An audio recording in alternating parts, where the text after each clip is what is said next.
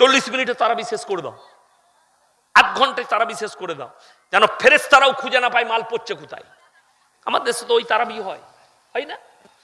আল্লাহু আকবার, আলহামদুলিল্লাহ, মালিক আলহামদুলিল্লাহ, ফেরেশতারাও খুঁজে পাবেন মাল পড়ছে কোথায়। হ্যাঁ, দিয়ে নামাজ। আরে সব থেকে যেটা দুর্নীতি নামাজে শুনেলেন, সেই দুর্নীতিটা কি? রুকু গেইছে তারাবিতে, আল্লাহু আকবার, সুবহান রাব্বিল আযীম, সুবহান রাব্বিল আযীম, সুবহান রাব্বিল আযীম, সামি আল্লাহু লিমান। অনেক বয়স্ক মুক্তাদির তখন একবারও হয় না, সুবহানাল্লাহ বলতে বলতে মাল উঠে পড়েছে। ঠিক বললাম না ভুল বললাম? এর নাম পাইকিরি। এটার জন্য কিন্তু ইমামদের দোষ নাই। তুমি পেছনে বলছো তাড়াতাড়ি করতে। রমজান মাসে আমি সেদিনে বলেছি 3টের সময় ইমামরা গাল খায়। কটা সময় বললাম? 3টের সময়। কারা গাল দেয়? মুক্তাদিরা। এক হচ্ছে সাহরির সময়। সাহরির সময় কারা গাল খায়? ইমাম সাহেব। কখন দেখবেন ইমাম সাহেব হেঁকে দিলে সাহরির টাইম শেষ হয়ে গেছে, আর কেউ কিছু খাবেন না, আর মাত্র 3 মিনিট বাকি আছে, তাড়াতাড়ি বিড়িটা দেবে, বিড়িটা দে, বিড়িটা। শালা এত তাড়াতাড়ি হেঁকে দিলে। এক টাইম গাল খেলে ইমামকে। দ্বিতীয় নম্বর হচ্ছে মগরবের নামাজে। মগরবের নামাজে কেমন গাল খায়? ইমাম সাহেব নিয়ত বেঁধেছে, লম্বা সূরা ধরে লিয়েছে, আর ই তো ইফতারি করে এসে দাঁড়াইছে নামাজে। এরপর তৃতীয় রাকাতে দাঁড়িয়ে খালি গাল দিচ্ছে। শালা সারাদিন বিড়ি খাই নিবে, এখনো শালা শেষ করলে না, ও বিড়ি খোর। এই ইমামকে গাল দিচ্ছে নামাজে। এই তো নামাজ, এগুলো পাইকিরি নামাজ। তারপরে দেখতে পাবেন রমজান মাসে প্রত্যেকটা মসজিদের বাইরে বেড়ি দেখতে পাবেন, সব ও আকাশটা গোটাই ধুঁয়ো ধুঁয়ো হয়ে গেছে, মনে হচ্ছে রাইস মিল চলছে। কেন? যত বিড়ি খোরগুলো সব মসজিদ তালায় খেয়ে বেড়ি গেটেতেই হারাম করে বিড়ি ধরাইছে। আমি বললি খারাম বলবি? তুমি আল্লাহকে কতটা ভালোবাসো শোনো। কোরআন বলছে আল্লাযীনা হুম ফি সলাতিহিম খাশিউন। মায়েরা অভিযোগ করে, আপনারা বলেন নামাজ তো পড়ি, নামাজে মনোযোগ থাকে না। কি করে থাকবে? শোনো, আমার নবী বিশ্ব নবী বললেন ফাইন্নাহু ইয়ারাক। তোমরা নামাজ পড়লে মনে মনে ভাববে আমি আল্লাহকে দেখতে পাই বা না পাই, আমার আল্লাহ আমাকে অবশ্যই দেখছেন। মনে মনে ভাবো, নামাজের নিয়ত বেঁধে। ফাইন্নাহু ইয়ারাক। নবীজি বললেন তোমরা দুনিয়ার সমস্ত হাজত ফেলি দিয়ে তারপরে নামাজে দাঁড়াবে, দুনিয়ার যেন কোনো হাজত না থাকে। মুসলমানদের দোষ কি আপনার আমার জানেন তো? আপনি নামাজি, কিন্তু কেমন পাইকিরি নামাজি। জুম্মার দিনে নামাজ পড়তে যাবেন, 11:30 বেজে গেছে, গোসল করে রেডি, বিবি বললো গো খানা রেডি হয়ে গেছে, তুমি 2টি খেয়ে নাও। না না, সেরকম ভোগ লাগেনি তো, হালকা ফুলকা লেগেছে, ও নামাজ পড়ে এসে খাবো। ই চলে গেছে, ইমাম সাহেব লম্বা খুতবা দিয়ে দিয়েছে, লম্বা সূরা ধরেছে, দ্বিতীয় রাকাতে দাঁড়িয়ে মনে মনে খালি ভাবছে শালা কত লম্বা সূরা ধরলো বে, শালা খেয়ে নিলি ভালো হতো, ভোগটা বেশি লেগে গেল। নামাজ আর খানা একসাথে মিশে গেল। নবীজি নিষেধ করলে আগে হাজত মিটিয়ে লাও, তোমাকে হালকা ভোগ লেগেছে হালকা খেয়ে লাও, এসে আবার খাবে, পেস্টান থাকবে না, নামাজে তোমার মনোযোগ ভটকাবে না। এটা নবীজি সাল্লাল্লাহু আলাইহি সাল্লামের হাদিস। তুমি আসরের নামাজে মসজিদে ঢুকেছো, ঢুকেই দেখছো তুমি উজু করতে যাচ্ছ, তোমাকে হালকা পায়খানা লেগেছে, আপনি মনে মনে ভাবলেন আগে নামাজ পড়েলি, জামাত ছেড়ে যাবে, রাকাত ছেড়ে যাবে, আগে নামাজটা পড়ি তারপরে গিয়ে পায়খানা করব। দাঁড়িয়ে গেছেন নামাজে, তৃতীয় রাকাত থেকে যখন উঠেছে চতুর্থ রাকাতে ওকে চাপ লেগে গেছে, ও খালি এরকম করছে, আর নামাজ আর পায়খানা মিশে গেল। তুমি বলছো আমার নামাজ কবুল হবে, কি করে হবে? আরে ওইটাই তো দোষ। আমাদের দেশের মায়েদের দোষ আছে, কি বলুন তো?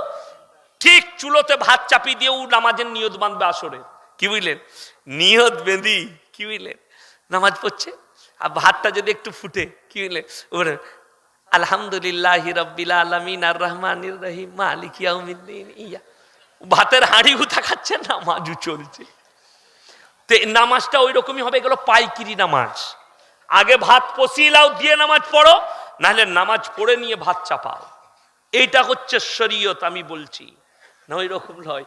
আমি সেই ফারেক হয়ে এসেছি সেই বছরই, কি বলেন, নতুন নতুন তো, তখন জোশ আলাদা ছিল আমার, তখন দাড়িগুলোও বেরোয় না, এখন আল্লাহ একটু একটু দিয়েছে। এই দাড়ি দিয়েও প্রচুর ঝামেলা। অনেক লোক বলছে দাড়ি কাটা মৌলবীর বায়ানকে শুনেবে, আমি জীবনে দাড়ি হাত লাগাইনি, আমাকে আল্লাহ দেয়নি তো কি করব? তোর কাছে ওষুধ থাকলে পাঠা, লাগিয়ে দেবো, বেরিয়ে যাইতে যাবে, আমি কি করব? কিন্তু জীবনে আমি দাড়িতে হাত লাগাইনি। তো আমি সেই ফারেগ এসেছি।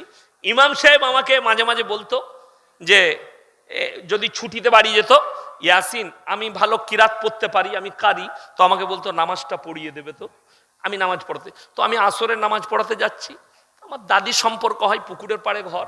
আমি দেখি দাদি কি করছে, একবার দেখি, দাদি কিন্তু নামাজের নিয়ত বেঁধেছে, নামাজ চলছে, আলহামদুলিল্লাহ রাব্বিল আলামিন মালিক ইয়াউমিদ্দিন। বৌমা ঝাঁটা খুঁজে বেড়াচ্ছে, কি বুঝলে, ঝাঁটাটা কোথায় রাখলে, ই তখন আঙুল বাড়িয়ে দেখে দিচ্ছে মাল ওই দিকে। আমি নামাজের পরে বললাম, দাদি এটা কি নামাজ? তোরা দুদিনকার মৌলবি, তোরা কি জানিস? আমরা ছোট থেকে পড়ছি, আমরা কবরে যা বুঝতে পারবি নামাজটা কি পড়েছি, এখন বুঝবি না। তো আমাদের দেশের এইগুলো পাইকিরি নামাজ। অথচ নবীজি সাল্লাল্লাহু আলাইহি সাল্লাম শুনেলেন, মসজিদে নববীতে দাঁড়ালে নবীজি ওই জন্য বলেছেন, হে আমার সাহাবীরা শোনো, ফাইন্নাহু ইয়ারাক, দুনিয়ার হাজত শেষ করো, নামাজে দাঁড়ালে মনে মনে ভাববে আমি আল্লাহকে দেখতে পাই বা না পাই, আমার আল্লাহ আমাকে দেখছে, তোমার মনোযোগ অন্যদিকে যাবে না। এখন এই সমাজ কেন শেষ হলো জানেন? সেদিনে একজন বলছে আমাকে যে হুজুর জানেন কি হয়েছে? বলে এখন তো ভদ্র প্রেম বেরিয়েছে, হালাল প্রেম। মানে প্রেম আবার কবে হালাল হলো? প্রেম জায়েজ না না জায়েজ? কে বললে না জায়েজ? প্রেম হালাল, কিন্তু মায়ের সঙ্গে, বাবার সঙ্গে, দাদার সঙ্গে, দাদির সঙ্গে, প্রতিবেশীর সঙ্গে, ফুপুর সঙ্গে, ভাইয়ের সঙ্গে, বোনের সঙ্গে মহব্বত করো, জায়েজ আছে। কিন্তু আমাদের যুবকরা যেটা চাইছে, গাছতলায় hello I love you come here, উটি হারাম। হালাল প্রেম কি? ও প্রেমিকও নামাজি আর প্রেমিকাও নামাজি, দুজনাই নামাজ পড়ে কিন্তু প্রেম করে, সারা রাত গল্প করছে, কি বুঝলেন? দিয়ে যখন ফজরের আজান হচ্ছে ওর মসজিদে আর মসজিদে, শোনা তোমাদের ওখানে আজান হচ্ছে? হ্যাঁ আমাদের এখনো। এরপর নামাজ পড়বো, তখন ওকে বলছে প্রেমিকা, এরপর ফোনটা রাখছি, নামাজ পড়ে নাও, আমিও নামাজ পড়ি। ঠিক আছে রাখছি, একটা দিবে না? হ্যাঁ, এরা হারাম করার নাম দিয়েছে হালাল প্রেম। এই প্রেমগুলো হালাল লয়, হারাম।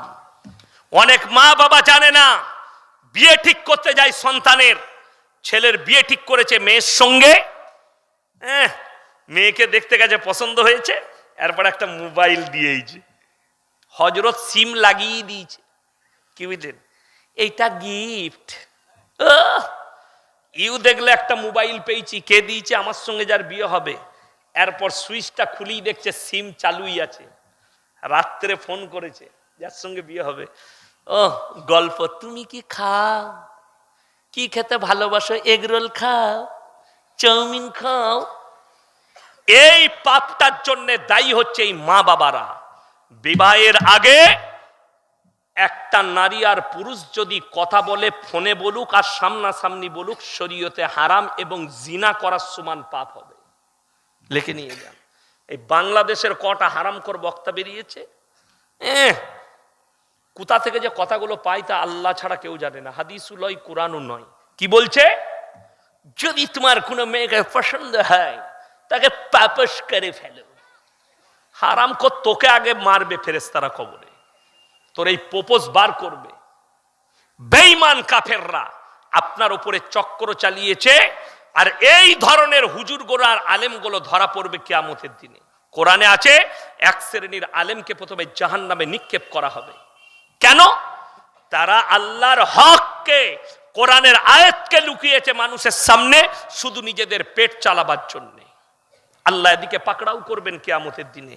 আমার মুসলমান ভাই, নামাজ যারা পড়বে তারা ভদ্র